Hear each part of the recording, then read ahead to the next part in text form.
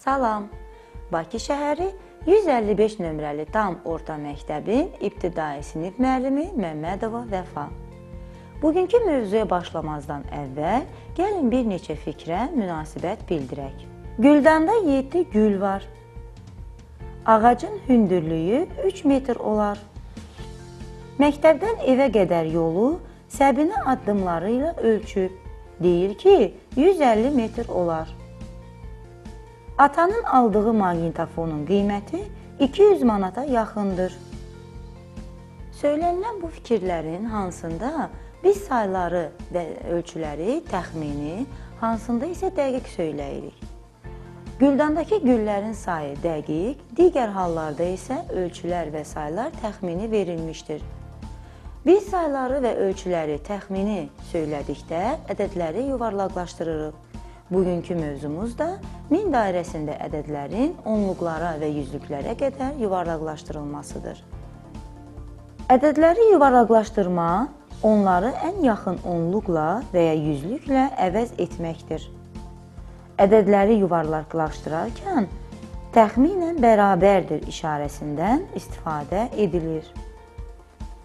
Əvvəlcə gəlin iki rəqəmli ədədləri ən yaxın onluqla əvəz etmə qaydasını yadımıza salaq. Təklik mərtəbəsində 1, 2, 3, 4 olan ədədlər öz onluğuna, təklik mərtəbəsində 5, 6, 7, 8, 9 olan ədədlər özündən sonraki onluğa yuvarlaqlaşdırılır. Yuvarlaqlaşdırma zamanı ədəd ya azalır, ya da artır. Hansı yuvarlaqlaşdırmada ədəd daha çox artır? Təkliklər mərtəbəsi vahidlərinin sayı 5 olduqda, məsələn, 45 təxminən bərabərdir 50-yə. Bəs hansı yuvarlaqlaşdırmada ədəd daha çox azalır? Təkliklər mərtəbəsi vahidlərinin sayı 4 olduqda, məsələn, 44 təxminən bərabərdir 40-a. Hansı halda ədəd ən az artır və ya ən az azalır? Təkliklər mərtəbəsi vahidlərinin sayı 1 və 9 olan halda, məsələn, 41 təxminən bərabərdir 40-a, 49 təxminən bərabərdir 50-yə. Bütün bu hallar üç rəqəmli ədədlər üçün də doğrudur. Bu halda ədədin həm onluqlar, həm də yüzlüklər mərtəbəsi vahidlərinin sayını yuvarlaqlaşdırmaq mümkündür. Elə isə gəlin, üç rəqəmli ədədlərin onluqlara qədər yuvarlaqlaşdırma qaydası ilə tanış olaq. Ədədin təkliklər mərtəbəsindəki rəqəm 1, 2, 3, 4 olarsa, ədədin təkliklər mərtəbəsində 0 yazılır, onluqların sayı dəyişmir.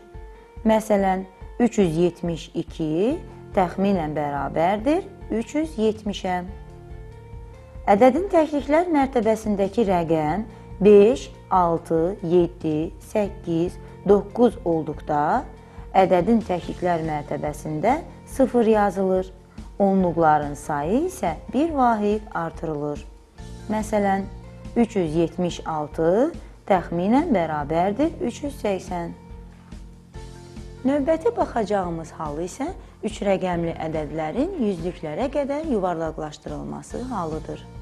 Ədədin onluqlar mərtəbəsindəki rəqəm 1, 2, 3, 4 olarsa, ədədin təkliklər və onluqlar mərtəbəsinə 0 yazılır. Yüzlüklərin sayı dəyişmir.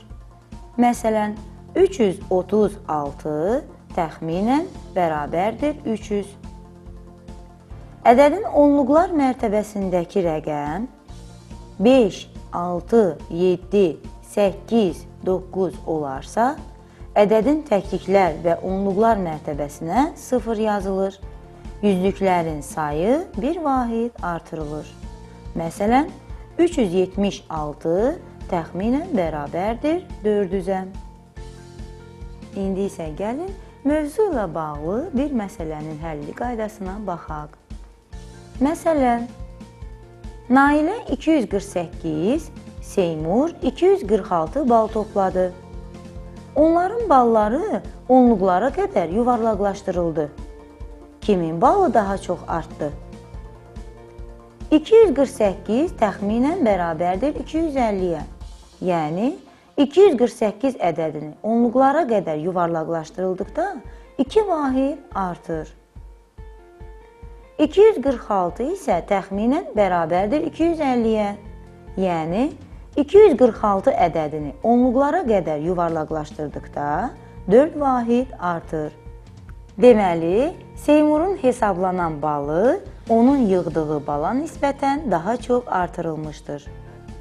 Bununla da bugünkü dərsimiz sona çatdı. Gələn dərslərdə görüşənədək.